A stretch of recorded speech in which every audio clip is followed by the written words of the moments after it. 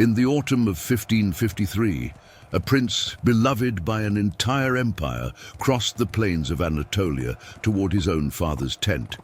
He believed in reconciliation. He believed in justice.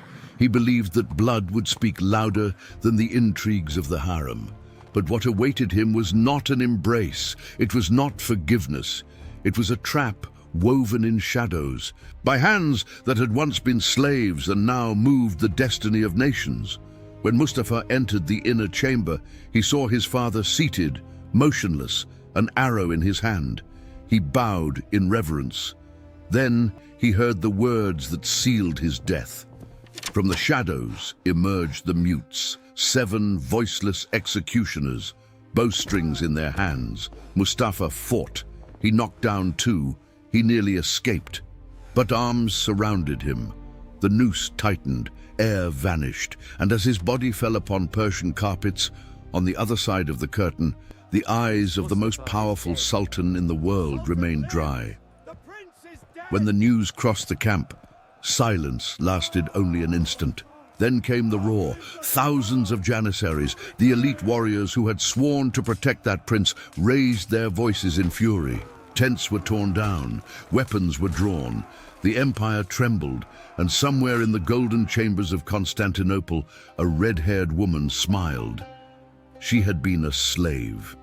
She had been captured in distant lands, sold in markets, dragged in chains to the heart of Ottoman power.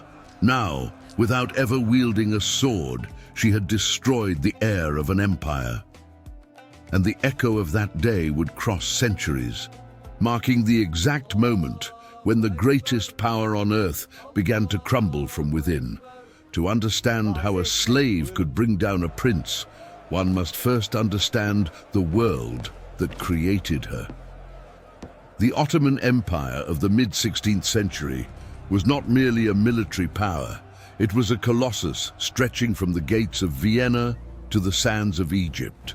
From the mountains of the Balkans to the shores of the Red Sea, its armies had conquered Constantinople, the jewel that Eastern Rome had protected for 1,000 years. Its fleets dominated the Mediterranean. Its sultans were called the shadow of God on earth. And at the center of this vast dominion stood a man whom Europeans would call Suleiman the Magnificent. To his own people, he was Kanuni, the lawgiver, a sovereign who combined the ferocity of a conqueror with the sophistication of a poet. Under his rule, the empire reached its territorial zenith. Belgrade fell. Rhodes, the fortress of the Knights of St. John, surrendered. Hungary was crushed at Mohacs. The Christian world trembled before his banners. But within the walls of Topkapi Palace, a different war was underway. A war without visible swords, fought in marble corridors, in nocturnal whispers, in glances laden with promises and threats. The imperial harem, far from being merely a place of pleasures, was the true nerve center of Ottoman power. There future sultans were born. There it was decided who would live and who would die. Ottoman tradition was clear and brutal. Each concubine could have only one male child with the sultan. When that son came of age, mother and son were sent to a distant province, where the prince would govern until his father's death. Then, when the throne became vacant, brothers would fight each other. The victor would inherit the empire. The losers would be strangled with silk cords so that no royal blood would touch the ground. It was a cruel system, but it worked. It ensured that only the strongest, the most cunning, the most ruthless would rise to power. It prevented prolonged civil wars. It kept the dynasty united through a single line of succession. And for centuries, Ottoman sultans followed this rule without question, until one woman decided to rewrite the laws. She arrived in Constantinople around 1520, the same year Suleiman ascended the throne. No one knows her baptismal name with certainty. Some say Alexandra, others Anastasia. Records call her simply Roxelana, the Ruthenian, a reference to the Slavic lands from which she was torn. Born around 1505 in Rohatin, a small town in what is now western Ukraine, she was probably the daughter of an Orthodox priest. Her childhood ended abruptly when Crimean Tatars attacked her village. She was captured, chained, dragged across the steppes to the slave markets of Kaffa on the Crimean Peninsula. From there, she was transported by sea to Constantinople and sold to the imperial harem. She was perhaps 15 or 16 years old, reddish hair, fair skin, an exotic appearance by Ottoman standards, but not extraordinarily beautiful. What distinguished her was something else, a sharp intelligence, an adaptability that bordered on the supernatural, and a spirit that refused to be broken, even when everything around her screamed submission. In the harem, she received a new name, Hurrem, the joyful one, the laughing one. It was a name that matched her personality.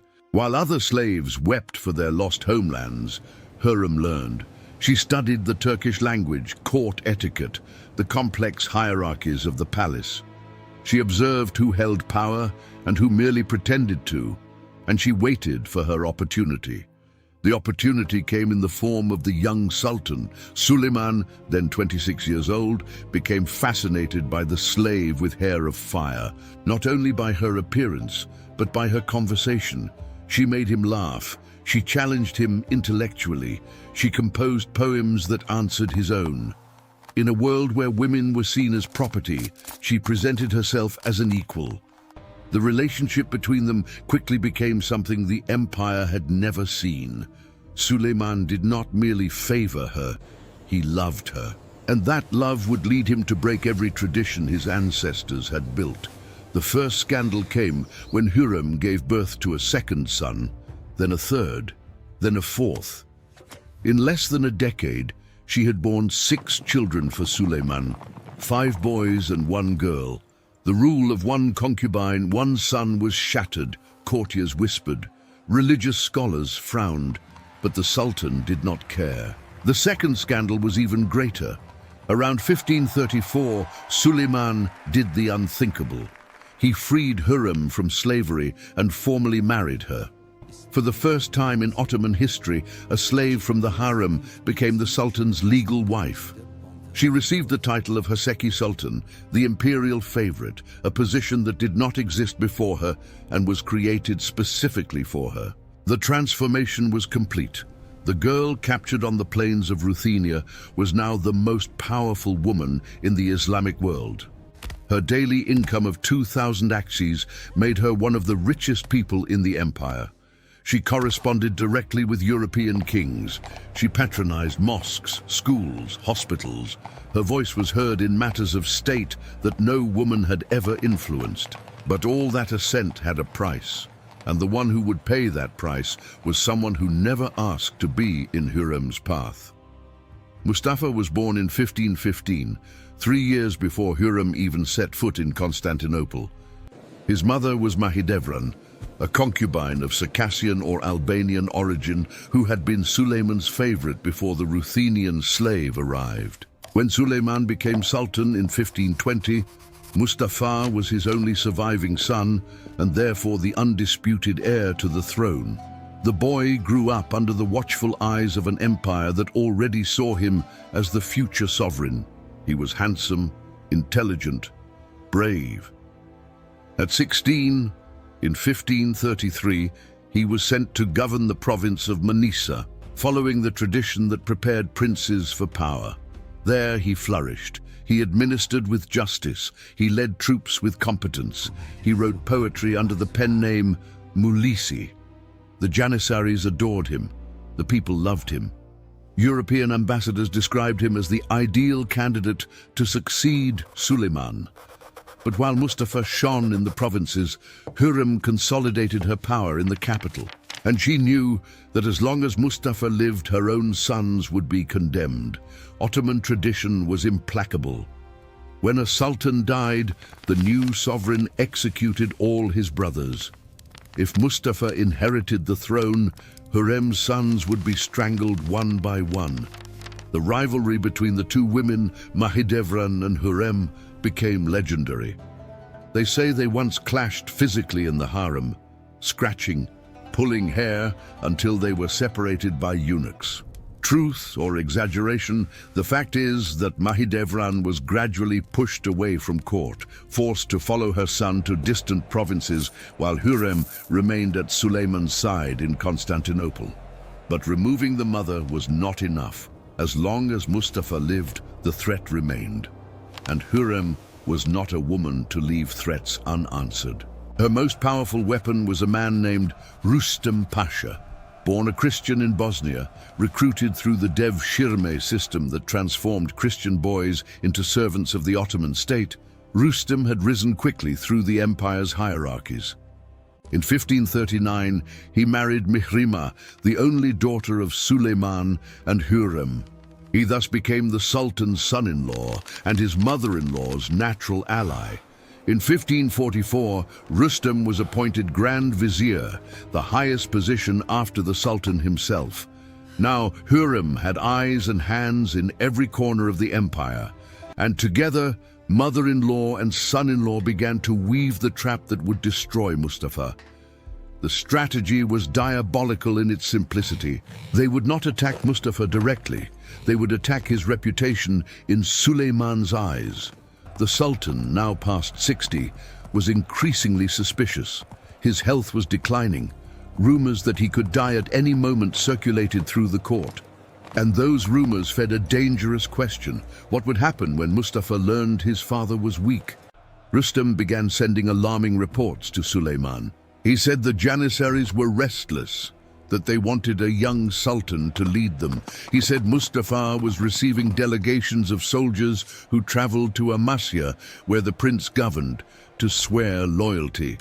He said there were compromising letters, correspondence between Mustafa and Shah Tahmasp of Persia, the Ottoman Empire's greatest enemy.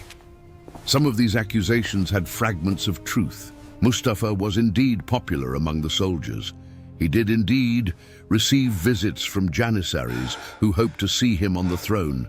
But the treason, the collusion with Persia, the conspiracy to overthrow his father, all of this was fabrication. Letters were forged, seals were counterfeited, witnesses were bought. The final blow came in the summer of 1553. Suleiman was preparing his third campaign against the Safavid Persians. Rüstem departed ahead with the army, but soon sent urgent messages. The soldiers were on the verge of rebellion, he said. They wanted Mustafa as commander. The prince was about to seize power. It was a lie, but Suleiman, corroded by decades of suspicions, fed by Hürrem and Rüstem, believed it. He summoned the religious jurists and obtained a fatwa justifying the execution of a rebellious son. Then he sent a message to Mustafa, ordering the prince to come meet him at the military camp in Ereğli, near Konya. Mustafa received the summons and hesitated. His advisors warned him. His mother, Mahidevran, begged him not to go. She knew something was wrong. She personally prepared all her son's food, fearing poison. But to go meant facing death. Not to go meant confirming all the accusations of rebellion.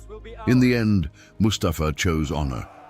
He mounted his horse and set off to meet his father, believing he could explain himself, that he could prove his innocence, that blood would speak louder than lies. He arrived at the camp on October 5th. He was received with pomp. Officers greeted him. Gifts were offered. Everything seemed normal. The next day, at noon, Mustafa rode to his father's tent. The Sultan's tent was an immense structure, divided into multiple chambers. Following protocol, Mustafa dismounted and left his weapons outside. His companions remained at the entrance. Alone, unarmed, he crossed through the silk curtains and entered the innermost chamber. Suleiman was there, seated in silence, an arrow in his hand, his eyes empty of any recognizable emotion. Mustafa bowed, ready to greet his father. It was then that he heard the words that would echo through all eternity. "Dog, you still dare to greet me." Before he could respond, the shadows came alive. 7 men emerged from the curtains. They were mutes, special palace executioners, chosen specifically because they could not scream or speak. In their hands, bowstrings made of horsehair. Mustafa fought. At 38, at the height of his strength, he was a formidable warrior, even unarmed. He knocked down two of the attackers. For an instant, he almost escaped, almost reached the exit. But then one of them, a famous wrestler named Zal Mahmud Aga, grabbed him from behind. The noose wrapped around his neck. Others joined in, and as Mustafa suffocated, his eyes sought his father's. Suleiman watched. He said nothing. He did not lift a finger. He simply observed as his firstborn son, the prince whom the entire empire loved, died just a few feet away from him. When it was over, Mustafa's body was dragged outside and placed on a Persian carpet in front of the tent. The message was clear. The heir was dead. The Sultan still commanded. But the message found an audience that was not willing to accept it. The cry began somewhere in the camp. One soldier, then another, then 100, then 1,000. The Janissaries, the elite warriors who formed the backbone of the Ottoman army, loved Mustafa like a brother. He had fought alongside them. He had shared their hardships. He was the Sultan they wanted, the leader they deserved. And now he lay dead, executed by Harem intrigues. The fury was instantaneous and overwhelming. Tents were torn down, bonfires were lit. Some soldiers marched toward the Sultan's tent, demanding justice. Others shouted Rüstem Pasha's name, calling for his head. The military camp transformed into a powder keg about to explode. Suleiman, who had faced armies from across Europe and Asia, found himself genuinely frightened for the first time, not of external enemies, but of his own men. He acted quickly. Rüstem Pasha was dismissed from the position of Grand Vizier that very night. The decision was announced publicly. The scapegoat had been offered. It worked. Partially. The rebellion did not materialize, but the scar remained. The soldiers never forgot. And in Constantinople, when the news arrived, crowds attacked the palace, demanding answers that would never come. Poets wrote elegies that became immortal. The great Taşlıcalı Yahya composed verses still recited today. Help, help, for the world has lost one of its pillars. The executioners of death have taken Mustafa Khan. Throughout Anatolia, the dead prince was remembered as a martyr, victim of the machinations of a foreigner who had bewitched the Sultan. As for Hurrem, she got what she wanted. Her sons were safe. Selim and Bayezid, the two eldest among the survivors, were now the only candidates for the throne. There is no record that she showed any remorse. 5 years later, in April of 1558, she died in Constantinople, surrounded by wealth and power, never having faced consequences for her actions. But history has a cruel irony. The sons for whom Hurrem had murdered a prince would prove unworthy of the sacrifice.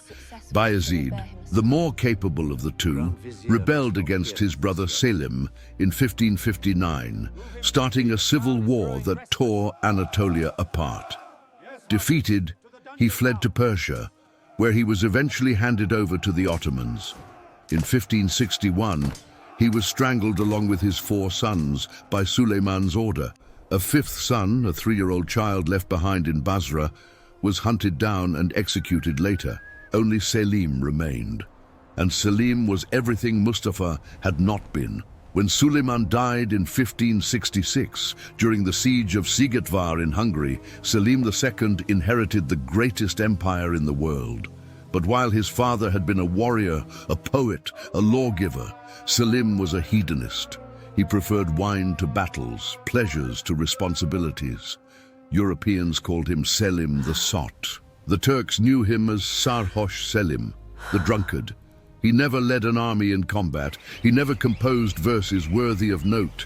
He never inspired loyalty in his soldiers. He delegated government to his Grand Vizier, Sokolu Mehmed Pasha, while he lost himself in the pleasures of the harem.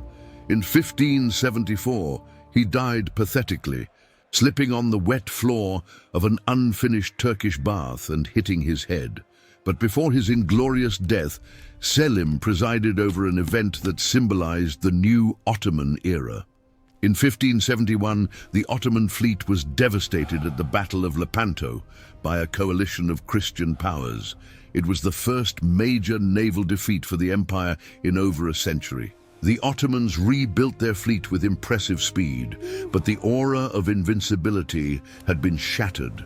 The world perceived that the Colossus had feet of clay. Historians would debate for centuries whether Mustafa's death truly caused the Ottoman decline. But the coincidence is difficult to ignore. The first 10 sultans had been competent warriors, capable administrators, respected leaders. With Selim the Coup began a long series of weak, manipulable sovereigns, more interested in palace pleasures than in affairs of state. And there was another legacy, perhaps more insidious. Hürrem did not merely kill a prince, she created a model. She showed that a woman of the harem could influence successions, topple heirs, determine the fate of empires. Subsequent generations would learn the lesson.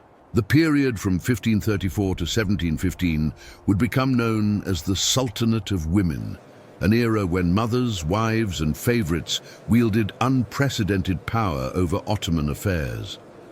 Some of these women were competent administrators, skilled regents who kept the empire running during royal minorities, but others used their power for intrigue, personal enrichment, and revenge. The centralization that had been the Ottoman strength began to fragment. Factions fought for influence. Viziers were appointed and dismissed at the whims of the harem. The Janissaries, who had been the empire's elite force, became an undisciplined militia that toppled sultans when discontented. The empire did not fall all at once. It would last more than 3.5 centuries after Mustafa's death, but it never recovered the vigor of its early years. Expansion ceased. Borders began to retreat.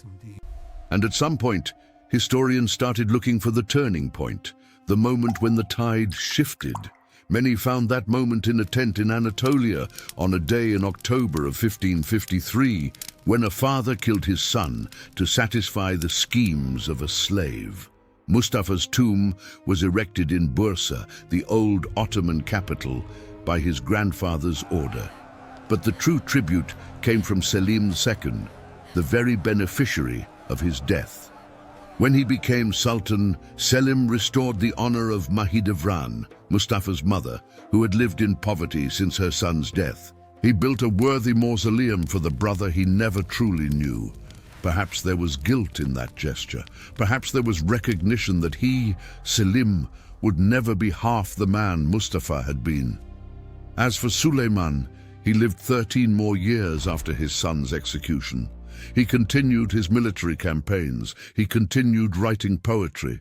But those who knew him noticed a change. There was a shadow in his eyes that had not been there before, a weight on his shoulders that no victory could lift. They say he never fully trusted anyone again. They say he spent nights awake, remembering Mustafa's face in that final moment. The great Sultan died in 1566, at 72 years of age, during the siege of a Hungarian fortress. His body was secretly carried back to Constantinople to prevent the army from learning of his death before victory was achieved. He was buried beside Hürrem, the woman he had loved more than his own son, in a magnificent mausoleum attached to the Süleymaniye Mosque. They rest there to this day, the conqueror and the slave, the poet and the schemer, united in death as they were in life. And somewhere among the stones of that mausoleum, if the dead could speak, perhaps an echo would be heard, the echo of a question that will never be answered. Was it worth it? Centuries passed. Empires rose and fell. The Ottoman state itself disappeared in 1922, replaced by the Turkish Republic. But the story of Hurrem, Mustafa, and Suleiman refuses to die. In 1561, just 8 years after the execution, French playwright Gabriel Bounin wrote a tragedy called La Sultane, based on Hürrem's role in Mustafa's death. It was the first time the Ottomans appeared on a European stage. Since then, the story has been retold countless times: operas, plays, novels, and more recently a Turkish television series that broke viewership records around the world. Each generation finds something different in this story. For some, it is a warning about the dangers of unbridled ambition. For others, it is a study of women's power in a male-dominated world. For still others, it is simply a human tragedy, the story of a father who destroyed what he loved most out of fear of losing it. But perhaps the true lesson lies in something deeper, in how a single act, committed in a tent on an autumn afternoon, can alter the course of centuries, in how decisions made at the heart of power reverberate far beyond those who make them, in how love and fear, when combined, can create monsters capable of devouring entire empires. Hurrem Sultan was a survivor, torn from her homeland, sold as property, forced to compete in a world where the rules were written to destroy her. She did not merely survive, she triumphed. She transformed from slave to empress. She shaped the politics of her era. She left a legacy that forever altered the structure of Ottoman power, but her triumph was built on the bones of a man who had done her no harm, and that is the paradox that history cannot resolve. We admire her cunning while condemning her cruelty. We recognize her strength while mourning her victims. She was heroine and villain, pioneer and murderer, all at the same time. In the end, perhaps that is what makes her story so enduring. It offers no easy answers. It allows no simple judgments. It merely confronts us with the complexity of human ambition and the terrible price we sometimes exact from those who stand in our way. The river of history continues to flow. Thrones are raised and toppled. Empires rise from the ashes of their predecessors. And somewhere in every age, there is a Hurrem plotting her ascent, a Mustafa trusting those he should not, a Suleiman choosing fear over love. The tent at Ereğli no longer exists. The Anatolian plain has changed countless times since that distant October. But if you walk through those lands on an autumn afternoon, when the wind blows from the mountains and the light begins to fail, perhaps you can still feel something, a presence, an echo, the ghost of a prince who entered a tent to embrace his father and found only death waiting in the shadows. And perhaps, in that silence, you will hear the only truth this story has to offer, that empires are made of stone and steel, but are destroyed by what hides in human hearts, that the greatest fortress can fall to a well-placed betrayal, that love, when corrupted by fear, becomes the deadliest weapon of all. The slave won, the prince died, the empire began to crumble, and the echo of that day crosses the centuries, reminding each generation that sometimes the greatest battles are not fought on fields of war, but in the silent chambers where families destroy themselves in the name of power.